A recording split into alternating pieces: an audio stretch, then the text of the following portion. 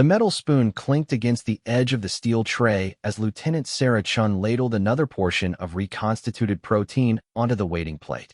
Steam rose from the serving vat, carrying the familiar smell of processed nutrients that had become as much a part of station life as the constant hum of the air recyclers.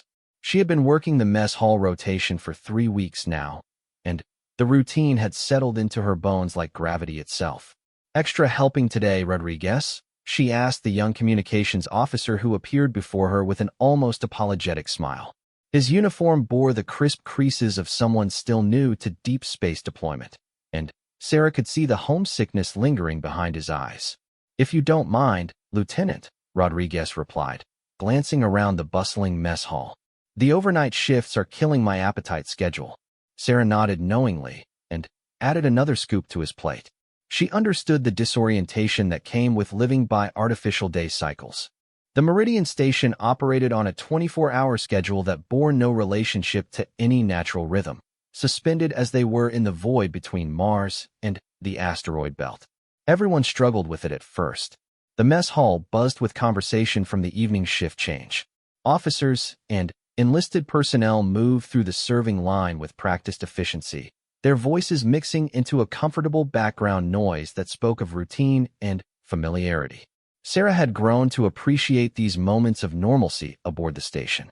After 18 months of deep space deployment, she had learned to find comfort in the small rituals that made their artificial environment feel more like home.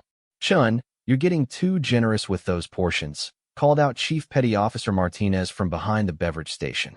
His weathered face carried the easy grin of someone who had spent decades perfecting the art of good-natured harassment. "Command's gonna think we're running a luxury cruise instead of a military installation. Let them complain when morale starts dropping," Sarah shot back without missing a beat in her serving rhythm. "Happy crew, efficient crew." Martinez chuckled and returned to filling drink containers. Sarah appreciated his presence during these rotations.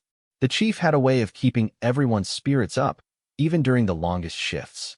His stories from previous deployments had become legendary among the junior officers, and his ability to find humor in even the most mundane aspects of station life was infectious. The serving line continued its steady flow. Sarah recognized most of the faces now, could predict their preferences and dietary restrictions without asking. Lieutenant Torres always requested extra vegetables when they were available. Ensign Park invariably asked for double starch portions, his metabolism seemingly designed to burn through carbohydrates at an alarming rate. Petty Officer Williams approached every meal with the same methodical precision she brought to her work in the sensor array department. "Evening, Lieutenant," Williams said as she reached the serving station. "How's the protein tonight?" "Same as always," Sarah replied with a slight smile. "Nutritionally complete and aesthetically questionable." Williams laughed. "As long as it keeps us functioning, I suppose that's what matters." Sarah watched as Williams moved toward the seating area, her tray balanced with the same careful attention she applied to calibrating sensitive equipment. It was fascinating how people's personalities revealed themselves in the smallest actions. Williams treated everything in her life with the same respect and precision, whether it was a delicate sensor adjustment or a simple meal. The mess hall continued to fill as the shift change progressed. Sarah's arms had developed a steady rhythm, and she found herself able to observe the social dynamics that played out around her. The senior officers typically claimed tables near the viewports, where they could watch the stars while discussing operational matters in low voices. The junior enlisted personnel gravitated toward the center tables, their conversations more animated and varied in topic. "Lieutenant Chun," a voice interrupted her observations. She looked up to see Ensign Kim, one of the newer additions to the engineering team. The young woman stood with her tray extended, but her expression suggested she had something else on her mind. "What can I do for you, Kim?" Sarah asked while filling the ensign's plate. "I was wondering if you might have a few minutes after your shift," Kim said quietly.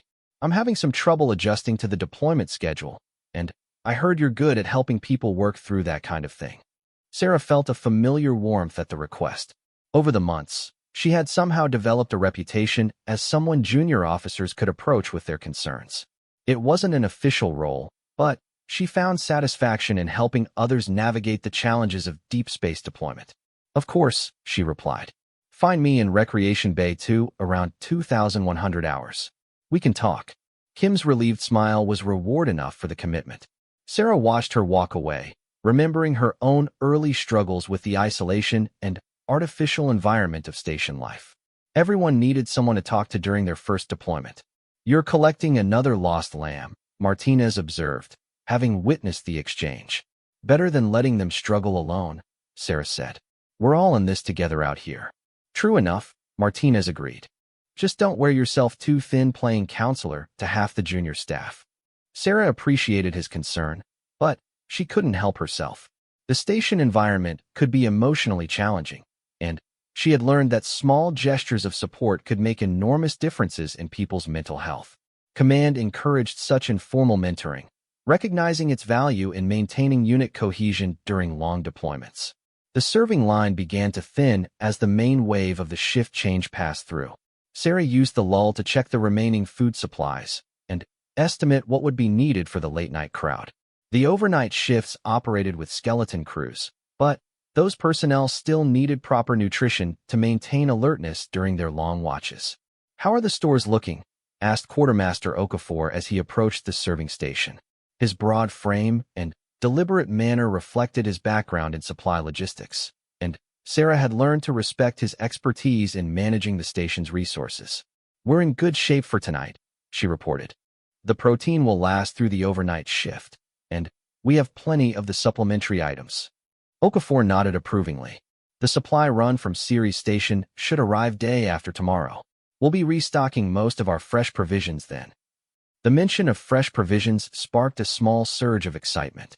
While the reconstituted foods were nutritionally adequate, everyone looked forward to the occasional shipments of fresh fruits and vegetables.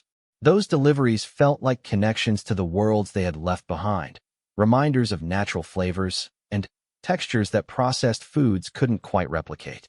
"Any word on what they're bringing?" Sarah asked hopefully. "Manifest shows apples, oranges, and some leafy greens," Okafor replied with a knowing smile. "Should boost morale considerably." Sarah could already imagine the positive impact that news would have when it spread through the station. Fresh fruit was a luxury that everyone appreciated, regardless of rank or assignment.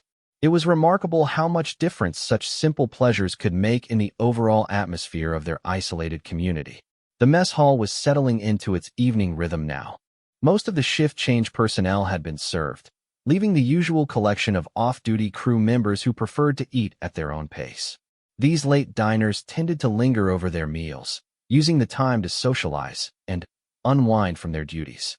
Sarah enjoyed this quieter period of her rotation.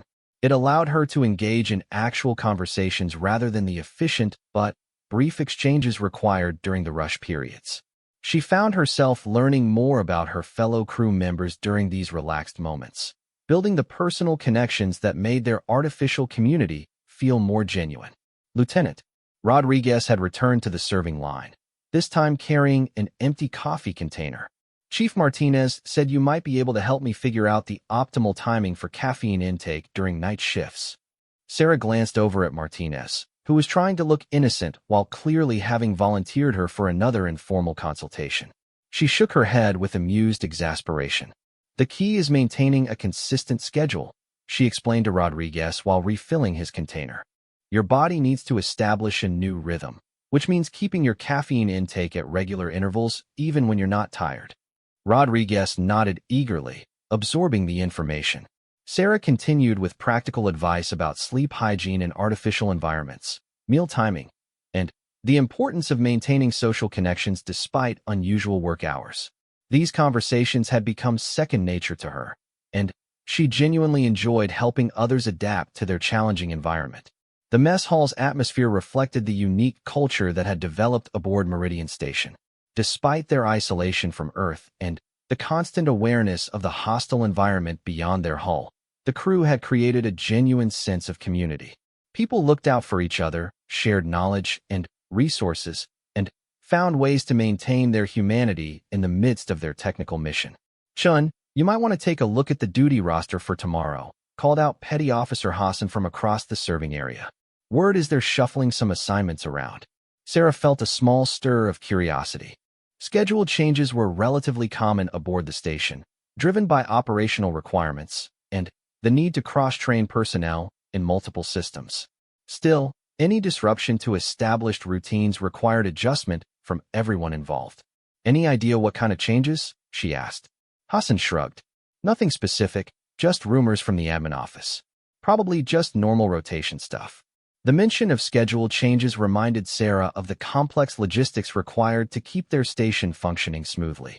Every person aboard had multiple responsibilities, and the duty rosters reflected an intricate balance of primary assignments, backup roles, and ongoing training requirements. She appreciated the thoughtfulness that went into maintaining that balance, even if the results sometimes felt disruptive. As the evening progressed, Sarah found herself settling into the contemplative mood that often came with these quieter periods. The mess hall provided an excellent vantage point for observing the social dynamics of their isolated community. She could see friendships forming and evolving, watch people work through personal challenges, and observe the small acts of kindness that kept their artificial family functioning. The station's communication system provided a constant background soundtrack of routine announcements and status updates. Sarah had learned to filter out most of these automated messages, responding only to those that directly affected her duties or contained information relevant to the mess operations. The gentle chatter of the intercom had become as much a part of the environment as the mechanical sounds of the life support systems. Tonight felt particularly peaceful. The shift changes had proceeded smoothly. The food service had operated without any significant problems, and the crew seemed to be in generally good spirits.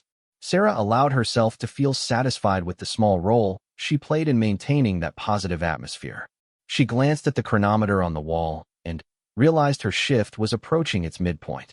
Soon she would need to begin preparing for the transition to overnight operations, ensuring that the late shift personnel would have everything they needed for their extended hours of duty. The rhythm of station life never truly stopped, but it did ebb and flow according to the artificial schedule that governed their days. The serving area required constant attention to cleanliness and organization. Sarah used the lulls between serving periods to wipe down surfaces, check temperature settings, and verify that all safety protocols were being followed. Food service aboard a space station required adherence to strict standards, both for health reasons and to maintain the morale that came with properly prepared meals. "Almost time for the late crowd to start showing up," Martinez observed as he finished cleaning the beverage dispensers. "Think we'll get the usual philosophers tonight?" Sarah smiled at his reference to a group of off-duty officers who had taken to gathering in the mess hall for lengthy discussions about everything from astropolitics to theoretical physics.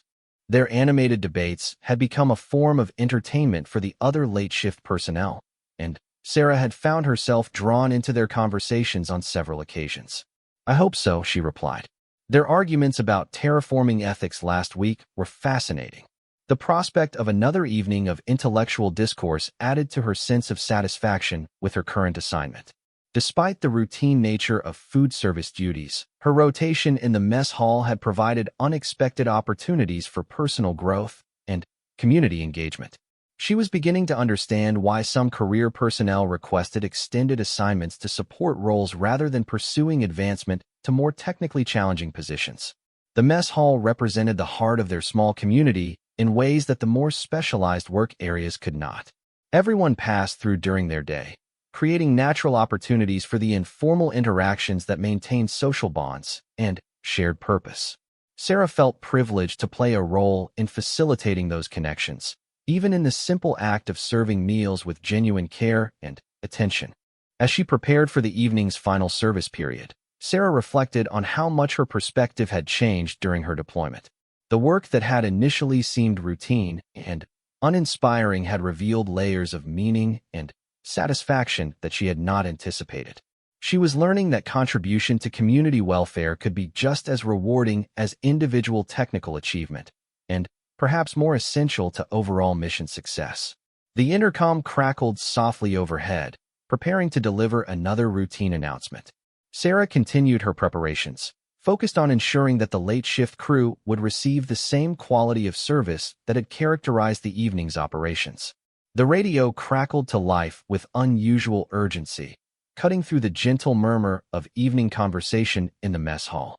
Sarah's hand froze midway through wiping down the serving counter as the familiar voice of Communications Officer Blake filled the room. Comet Shade, move to Ops. Comet Shade, move to Ops. Priority Alpha. The mess hall fell silent. Every conversation stopped. Every fork paused halfway to mouth. Every movement ceased as the implications of that call sign registered with the crew. Sarah felt her heart skip a beat, then begin racing as she processed what she had just heard. Comet Shade was not just any call sign. It was hers. The designation had been assigned during her initial briefing 18 months ago, a seemingly random combination of words that had made her smile at the time. She had never expected to hear it broadcast over the station's general communication system. Call signs like that were reserved for specific operational scenarios, and the fact that it was being used now meant something significant was happening. "That's you, isn't it?" Martinez asked quietly, his weathered face showing concern. The usual humor in his eyes had been replaced by the focused attention of a veteran who recognized the gravity of unusual communications. Sarah nodded, already untying her mess hall apron with hands that trembled slightly despite her attempts to maintain composure. "I need to go. Of course. We'll handle things here." Martinez was already moving to take over the serving station, his actions smooth and efficient despite the sudden change in circumstances. Priority Alpha meant immediate response required, no delays permitted. Sarah had participated in enough drills to know that such designations were not used lightly. Whatever was happening in the operations center required her presence urgently, and speculation about the reasons would have to wait until she arrived. She moved quickly through the corridors leading to the operations section, her soft-soled shoes making almost no sound on the metal flooring. The station felt different now, charged with an energy that had been absent just minutes before. Other crew members she passed in the hallways looked at her with curiosity and concern, clearly having heard the announcement and wondering what it meant. The operations center was located at the heart of Meridian Station, accessible through a series of progressively more secure corridors. Sarah's clearance level allowed her access to most areas, but she had rarely needed to visit ops during her deployment. Her duties had typically kept her in the support sections, away from the nerve center where the station's most critical functions were monitored and controlled. As she approached the final checkpoint before the operations center, Sarah tried to calm her racing thoughts and prepare herself for whatever awaited her inside. The security scanner verified her identity with a soft beep, and the heavy door slid open to reveal a scene of controlled urgency. The operations center hummed with activity unlike anything Sarah had witnessed during her previous visits. Multiple large displays showed tactical information, sensor readings, and communication logs. Personnel moved between workstations with purpose, their voices creating a background of professional efficiency mixed with underlying tension. "Lieutenant Chun, over here." Commander Walsh's voice cut through the activity, and Sarah turned to see the station's commanding officer beckoning her toward a cluster of workstations near the center of the room. His usually calm demeanor showed signs of strain, and Sarah felt her anxiety increase as she approached. "Sir," she acknowledged, coming to attention despite the informal atmosphere of the operations center. "At ease, Lieutenant," Walsh replied quickly. "We have a situation that requires your specific expertise, and time is a critical factor." Sarah's mind raced through possibilities. Her background was in communications and signals analysis, but she couldn't imagine what situation would require those skills urgently enough to warrant a priority alpha call. Her confusion must have shown on her face, because Walsh continued immediately. 3 hours ago, our deep-range sensors detected an anomalous signal originating from the Kuiper Belt region, he explained, gesturing toward one of the large displays. Initial analysis suggested it might be a natural phenomenon, but further examination has revealed characteristics that indicate artificial origin. Sarah studied the display, noting the wavelength patterns and signal strength indicators that appeared on the screen. Even from a brief glance, she could see why the communications team might be puzzled by what they were seeing. The signal showed regularities that suggested intelligence, but the format was unlike anything in their databases of known transmission protocols. "Our standard analysis protocols haven't been able to decode the transmission," continued Walsh. "But your personnel file indicates specialized training in xenolinguistics and theoretical communication structures. We need you to examine this signal and determine whether we're looking at something that requires immediate response protocols. The implications of Walsh's words hit Sarah with sudden force. Xenolinguistics training was something she had pursued during her early career, more out of intellectual curiosity than any expectation that it would become professionally relevant. The field dealt with theoretical frameworks for analyzing non-human communication systems, a discipline that had remained largely academic since no such communications had ever been detected. Until now, potentially. How long have we been receiving the transmission? Sarah asked, moving toward the analysis workstation that Walsh indicated. Continuously for the past 3 hours, replied Lieutenant Commander Foster, the station's senior communications officer. Signal strength has remained constant, suggesting the source is either very powerful or relatively close by astronomical standards. Sarah took her place at the workstation and began examining the detailed signal analysis that had been compiled by the communications team. The data was extensive, showing not just the basic transmission characteristics, but also detailed breakdowns of pattern recognition, frequency analysis, and temporal structure studies. What she saw made her breath catch in her throat. The signal exhibited mathematical relationships that were far too complex and consistent to be natural phenomena. More significantly, it showed recursive patterns and self-referential structures that suggested not just intelligence, but sophisticated intelligence capable of advanced mathematical concepts. Sir, Sarah said carefully, based on what I'm seeing here, this is definitely artificial in origin. The mathematical sophistication suggests a source with technological capabilities at least equal to our own, and possibly considerably more advanced. The operations center became even quieter as the implications of her assessment sank in. Contact with non-human intelligence had been a theoretical possibility that humanity had prepared for, but the reality of potentially facing that situation was overwhelming. Can you determine anything about the source's intentions? Walsh asked. Sarah continued studying the data, looking for patterns that might indicate purpose or meaning beyond the basic fact of intelligence. The theoretical frameworks she had studied provided some guidance, but applying academic concepts to real data was proving more challenging than she had anticipated. The signal appears to be structured as a progressive sequence, she explained as her analysis continued. It starts with basic mathematical concepts and gradually increases in complexity. That pattern is consistent with an attempt at establishing communication protocols with an unknown recipient. A greeting, Foster summarized grimly. Possibly, Sarah agreed. Or it could be a test to determine our level of technological development.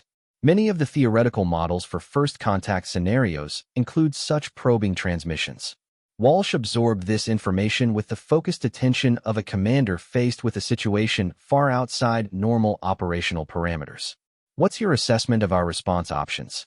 Sarah considered the question carefully. Her xenolinguistics training had covered various scenarios for handling potential contact situations, but the theoretical models seemed inadequate when faced with the reality of actual alien communication. Our primary options are to acknowledge the signal, attempt to respond in kind, or maintain observation without revealing our presence, she explained. Each approach carries significant risks and potential benefits. Explain.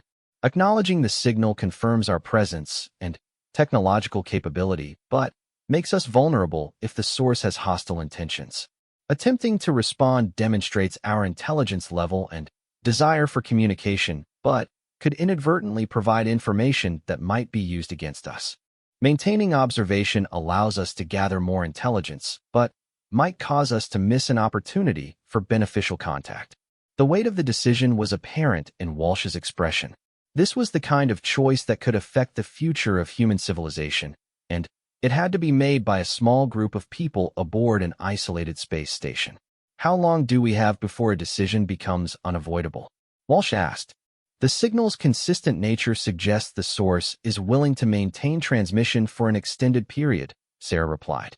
However, if this is indeed a first contact scenario, delay in responding might be interpreted as either primitive development or hostile intent.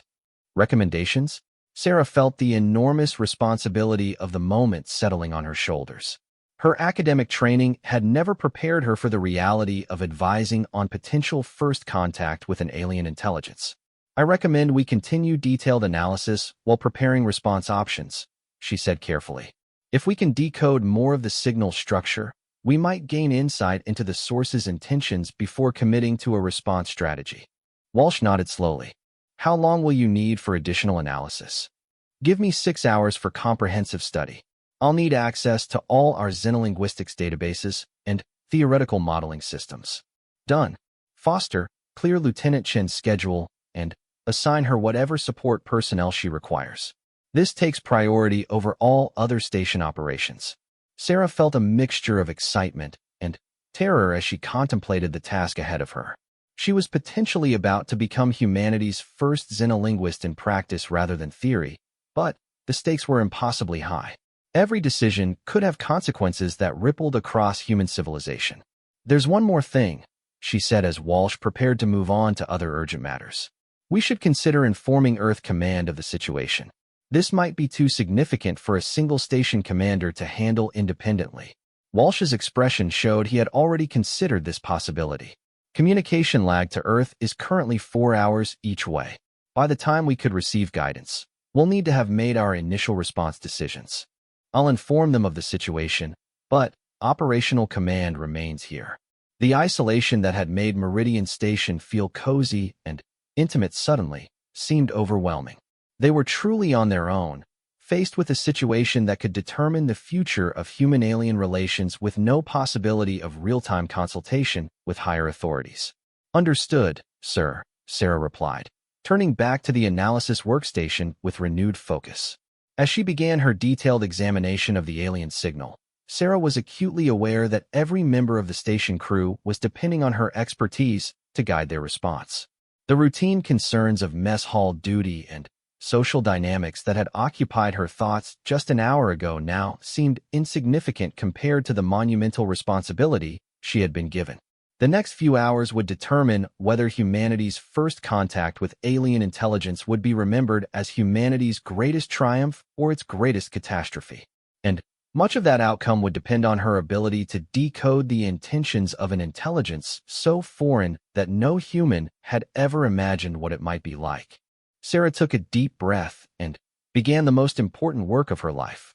The hours passed in a blur of mathematical analysis and theoretical modeling as Sarah dove deeper into the alien transmission than she had ever imagined possible. The operations center had been reconfigured around her workstation, with additional displays and processing equipment brought in to support her analysis efforts. The normal rhythm of station operations continued around her, but she was only dimly aware of the routine activities that formed the backdrop to her work. The signal itself was proving to be far more complex than initial examination had suggested.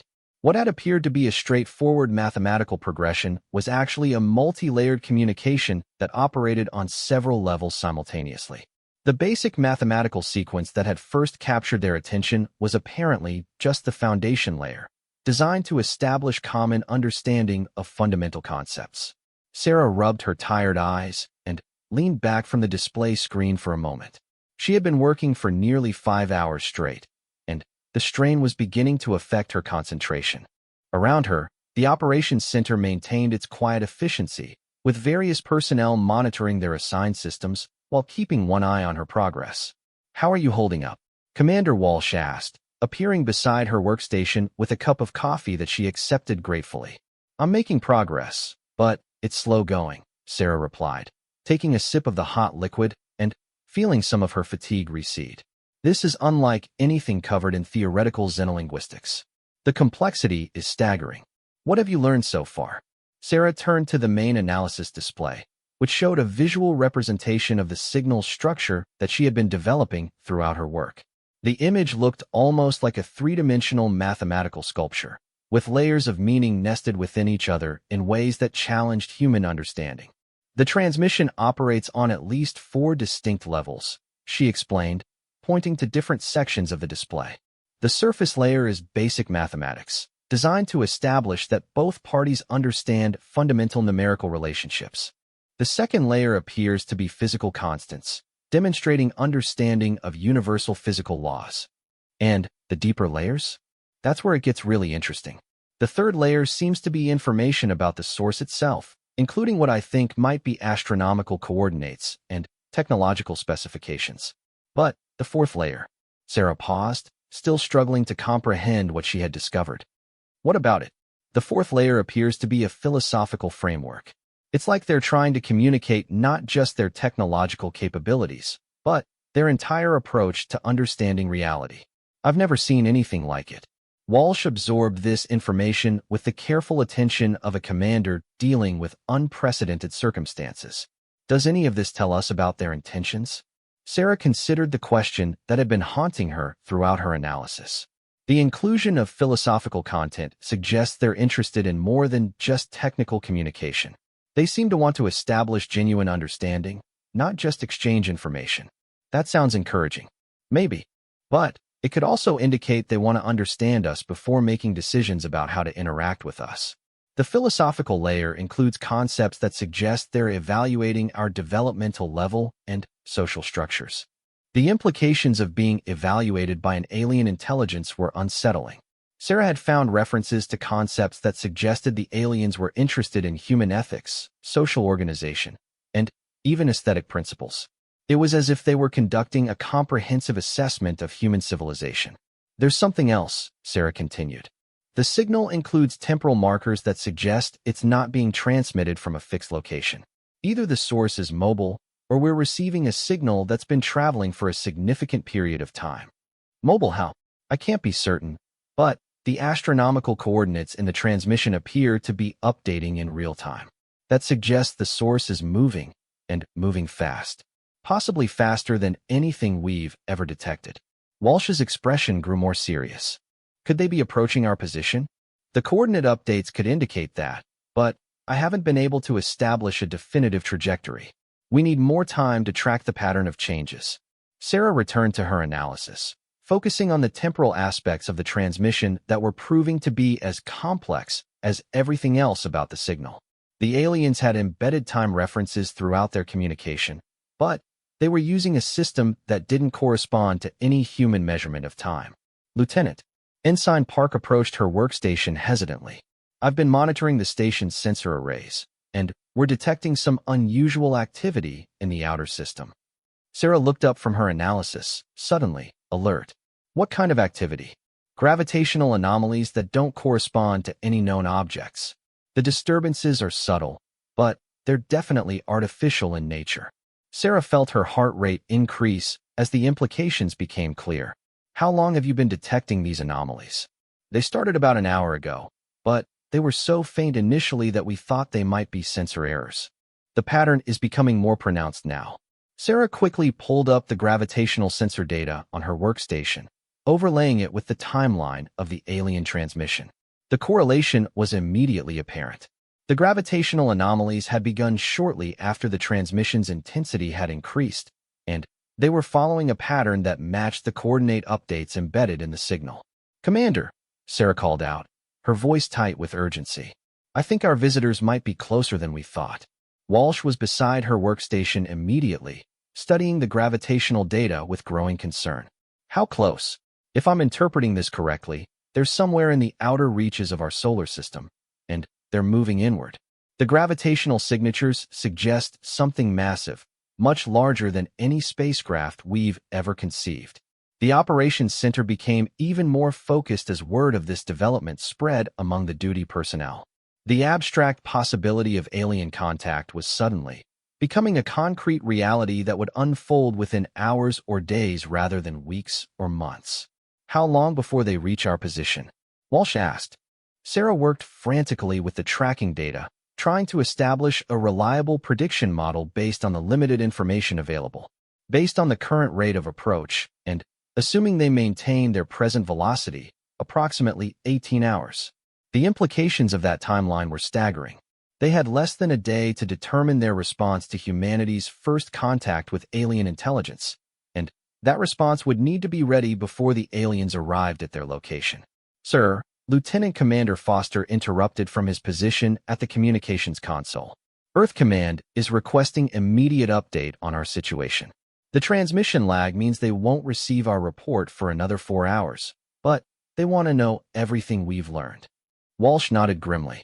Compile everything Lieutenant Chun has discovered and transmit it immediately. Include our assessment of the approach timeline and request guidance on response protocols. Sarah felt the weight of responsibility settling even more heavily on her shoulders. Her analysis would inform not just their local response, but potentially the entire human government's approach to first contact. Every conclusion she reached would be scrutinized by experts across the solar system, but there was no time for the careful peer review that such momentous discoveries would normally require. "There's one more thing," Sarah said, returning to her analysis of the transmission's philosophical layer. "I think I've identified what might be a test embedded in the signal." "What kind of test?" Sarah highlighted a section of the transmission that had been puzzling her for hours. The philosophical layer includes several scenarios that appear to be ethical dilemmas. They're presented as abstract mathematical problems, but when decoded, they describe situations where different value systems would lead to different solutions. "They're testing our moral framework?" "That's my assessment. It's as if they want to understand how we approach complex ethical decisions before deciding how to interact with us." Walsh studied the decoded scenarios that Sarah displayed on her screen. Each one presented a different type of ethical challenge, from resource allocation problems to questions about the rights of artificial intelligence. The complexity and sophistication of the scenarios suggested that the aliens had given considerable thought to evaluating other species' moral development. "Do we respond to their test?" Walsh asked. "That's the critical decision we need to make. Responding would demonstrate our willingness to engage with their evaluation process, but it would also reveal detailed information about human ethical systems. Not responding might be interpreted as either primitive development or hostility." Sarah continued working on decoding additional sections of the transmission, while Walsh consulted with other senior personnel about their response options. The philosophical test scenarios were proving to be just as complex as the mathematical and scientific content, requiring careful consideration of how human responses might be interpreted by an alien intelligence.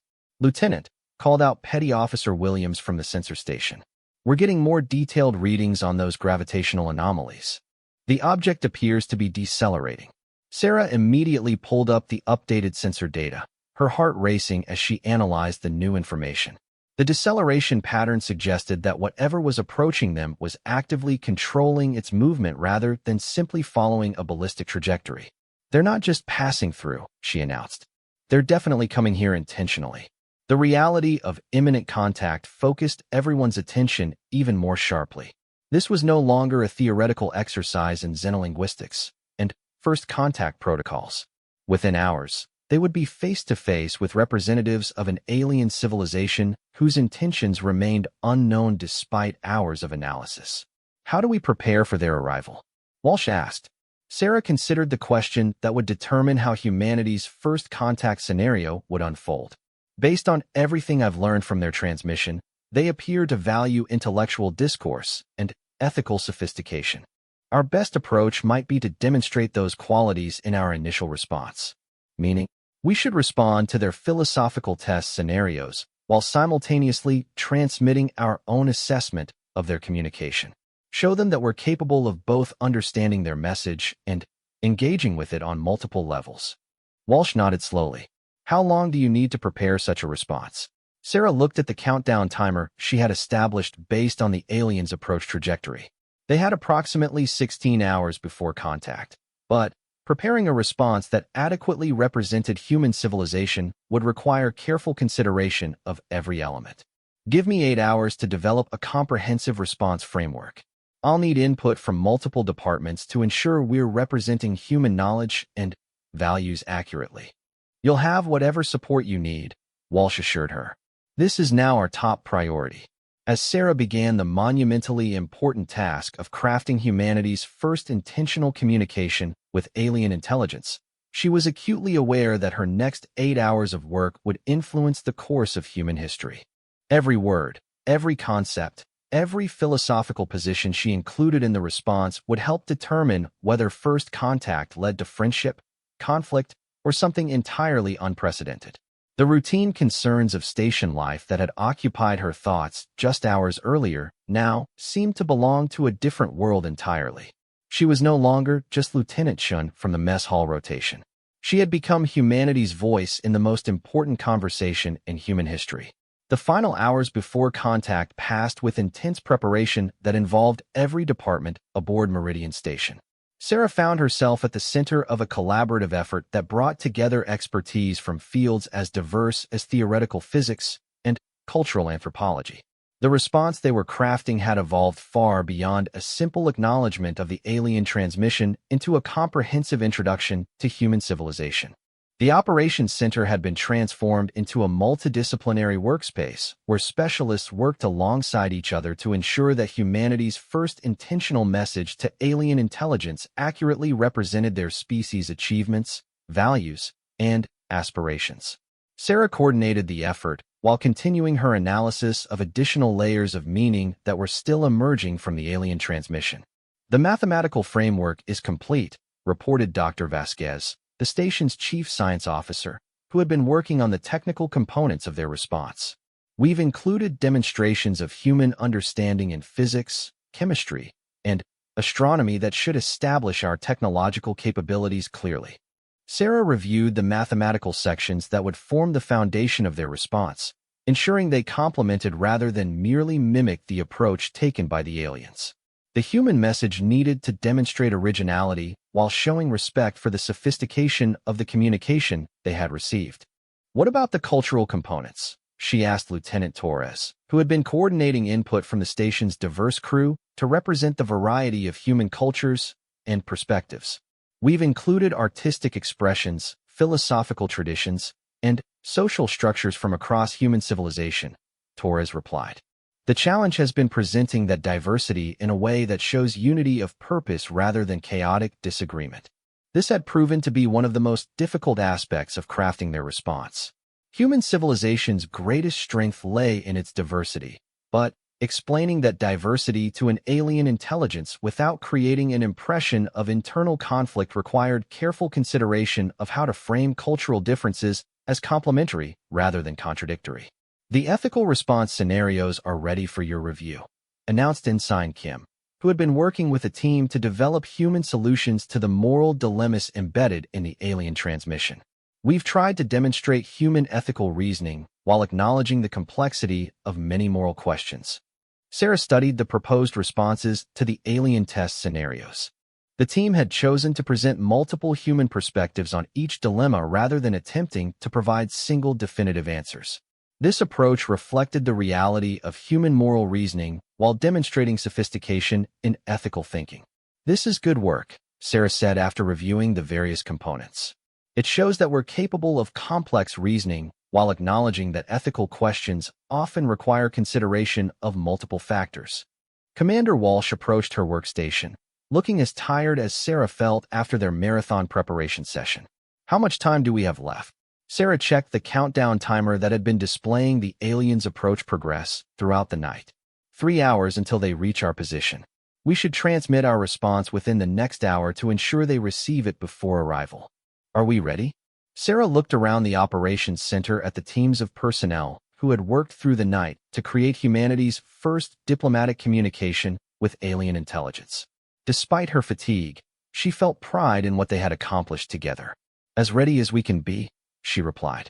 "The response demonstrates human technological capabilities, cultural sophistication, and ethical reasoning. Whether it's what they're looking for, we'll find out soon enough." Walsh nodded and activated the station-wide communication system. "All hands, this is the captain. In 1 hour, we will be transmitting humanity's response to the alien communication we received yesterday. This moment represents a historic milestone for our species, and every person aboard this station has contributed to making it possible. Stand by for transmission." Sarah made final adjustments to the response package, ensuring that all components were properly integrated and formatted according to the communication protocols they had observed in the alien transmission. The message that would represent humanity to the stars was now ready for transmission. "Transmitting in 30 seconds, announced Foster from the communications console. "All departments report ready." Sarah watched the final countdown with a mixture of anticipation and terror. Once they transmitted their response, there would be no taking it back. They were about to announce humanity's presence to an alien intelligence whose capabilities and Intentions remained unknown despite hours of analysis. Transmitting now, Foster announced. The response package launched into space, carrying with it the hopes and fears of everyone aboard Meridian Station. Sarah watched the transmission indicators on her console, confirming that their message was being broadcast with sufficient power to reach the approaching alien vessel. Transmission complete, Foster reported. Signal is strong and clear. Now came the waiting. The aliens would receive their response and have time to analyze it before their arrival. What they decided about humanity based on that analysis would determine how first contact would unfold. Sir, Petty Officer Williams called out from the sensor station. The approaching object is beginning to decelerate more rapidly. They're definitely planning to stop at our location. Sarah felt her heart rate increase as the reality of imminent face-to-face contact became undeniable. Within hours, representatives of two entirely different civilizations would be meeting for the first time in human history. What can you tell us about their vessel? Walsh asked. Williams studied her sensor readouts carefully before responding. It's massive, at least 10 times the size of our station. The hull configuration is unlike anything in our databases, and we're detecting energy signatures that suggest propulsion technologies far beyond our current capabilities. The advanced nature of alien technology was both reassuring and troubling. Their technological superiority suggested they could easily destroy Meridian Station if they chose to, but it also meant they were probably not approaching out of desperation or resource needs. Any signs of weapons systems? Walsh asked. Negative, sir. At least, nothing that registers on our sensors as obvious weapons. Of course, their technology is so advanced that we might not recognize their weapons even if we were looking directly at them. Sarah continued monitoring for any response to their transmission while tracking the alien vessel's approach. The combination of anticipation and uncertainty was almost overwhelming, and she could see similar tension in the faces of everyone around her. Contact in 90 minutes, Williams reported. The final approach seemed to last forever while simultaneously passing too quickly. Sarah found herself alternating between reviewing their response message to look for potential problems and studying the latest sensor data on the alien vessel. Nothing in her training had prepared her for the emotional intensity of waiting for first contact. Sir, Foster interrupted her thoughts. We're receiving a new transmission from the alien vessel. It appears to be a response to our message. Sarah immediately began analyzing the new transmission, her hands moving quickly across her workstation controls as she applied the decoding techniques she had developed over the past day. The alien response was structured similarly to their original message, but contained new elements that suggested they had indeed analyzed humanity's response. They're acknowledging receipt of our transmission, Sarah announced as the initial patterns became clear. The mathematical sections show they understand our technological level, and they're providing additional information about their own capabilities. What about our ethical responses? Walsh asked. Sarah continued her analysis, focusing on the sections that corresponded to the philosophical test scenarios. They're providing what appear to be their own solutions to the moral dilemmas, along with commentary on our responses. I think they're showing us how they approach ethical questions. The alien ethical framework that emerged from their response was fascinatingly different from human approaches while sharing some fundamental principles. They seemed to place enormous emphasis on long-term consequences and collective welfare, but they also showed respect for individual autonomy in ways that suggested sophisticated understanding of personal rights.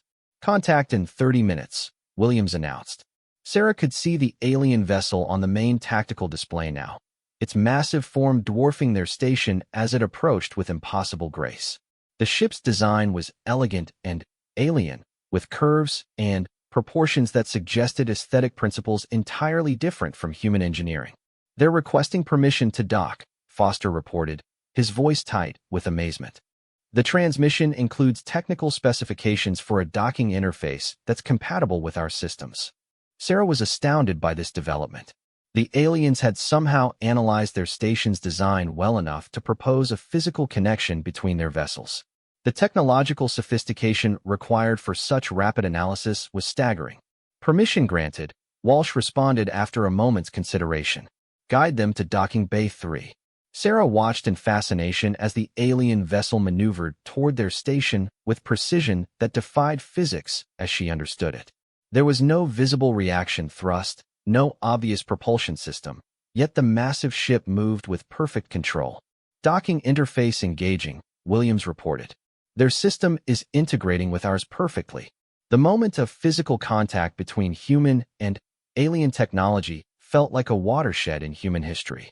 They were no longer separated by the void of space, but actually connected to representatives of another civilization. Sir, Foster announced, we're receiving a request for a face-to-face meeting. They're proposing a delegation exchange in the docking area. Walsh looked at Sarah with an expression that mixed uncertainty with determination. Lieutenant Shun, you've been our primary point of contact with these beings. Are you prepared to represent humanity in person? Sarah felt the enormous weight of the moment settling on her shoulders. Just yesterday, she had been serving meals in the mess hall, focused on the small daily concerns of station life. Now she was being asked to serve as humanity's representative in the most important meeting in human history.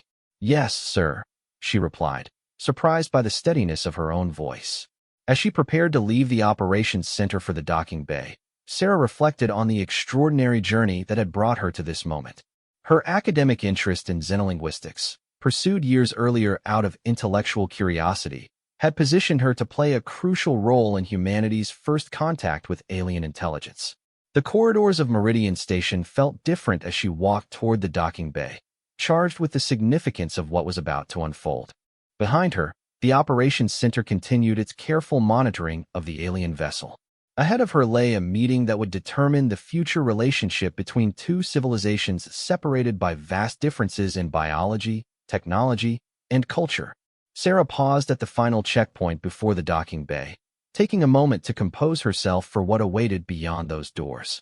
In a few minutes, she would be face-to-face with representatives of an alien civilization, carrying the hopes and fears of her entire species into humanity's first diplomatic encounter with the unknown.